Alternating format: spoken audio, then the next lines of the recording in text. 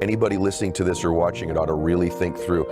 You love your family. It's really easy to say, hey, sweetheart, you can be anything you want to be. But there's a point in most children's lives where they wonder, well, why aren't you? And at some point, all of us, true, like I figured out who my dad is in writing this book, right? I figured, you know, at some point in my adulthood, I figured out who he was, who my mother was, how my mother's the lost person. She's this beautiful person who literally held our family together when it wasn't, you know, almost capable of being held together. But I have to tell you, all children eventually figure out who their parents are in the world. You're gonna love your parents, but there's an age where you figure out, who are they? What difference have they made? What have they achieved? What have they given? You know, what's their role in the world?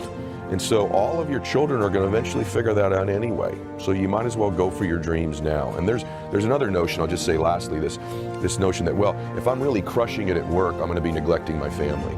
Or if I'm really, if I'm at the gym, that's going to take from work. The truth is, I talk about this in the book about, you know, extremity expands capacity. And the truth is that nothing's further, that's absolutely not true. For me, when I'm crushing it at work, I'm a better dad. When I'm a great father, I bring more love and compassion and joy and energy to work. When I'm fit and training and eating great, that magnifies positively all the other areas. There's this fallacy that if you have a lot of one, you must have less of the other. And that's just not true. And a lot of people are struggling because maybe their parents, their loved ones, their friends and family actually kind of prefer if they just stay stuck. Yeah, mine did. And you know, I could tell you on the other side of it, they loved me. They were, most of the time, they truly love you. They're very concerned about you. And let's be honest, if you're an entrepreneur, there's a lot of struggle. And most parents don't want to see their children hurt. They don't want to see you go through difficult times. Then there's the other part of it where they're like, oh, you're all after the money thing, or, you know, what's important is family. And what they fail to understand because of their own limiting beliefs. Here's what's going to happen in your life. People with limiting beliefs are going to be projecting onto you their belief systems over and over and over and again.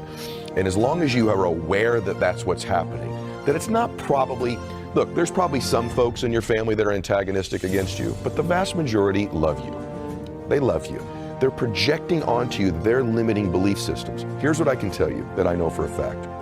That when you win, and you know I talk a lot about this in the book, the second chapter's about the Matrix, and I talk about Neo, and Neo in the Matrix is the one. And you know that I'm well known for saying that, you know, that you can become the one in your family that changes the happiness and success level. Because in every family that you see that's wealthy or just happy, at some point in their lineage, way back, they weren't. And then the one shows up, the Neo, the Jamie in that family shows up. And here's what I can tell you, having been a person who sort of has been the one, is that you actually change the way they think eventually. And that my family now embraces bigger thinking.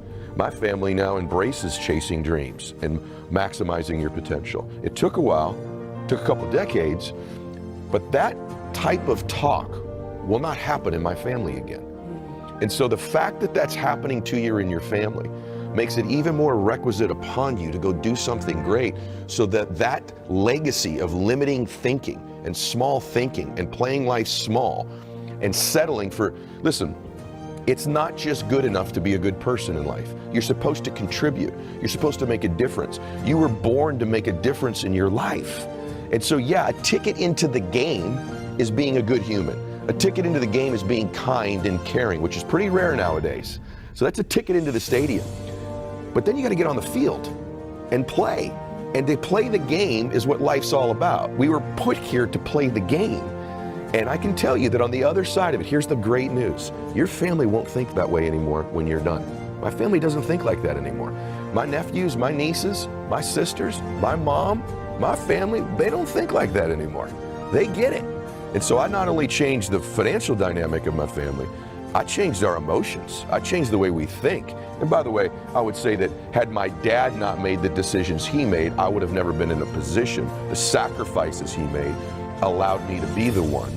And so the other thing, lastly, I'd say is a lot of you have beautiful souls in your family who have sacrificed so much for you. It's incumbent upon you now to rise up and to become that one that finishes the game, finishes the job.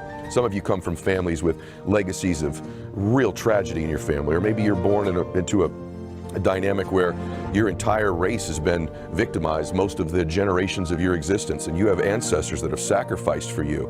I don't have that history, but many of you do. Man, you got to do something great and honor them and take it to the next level and honor those sacrifices they made. And so it'll change the way they think eventually.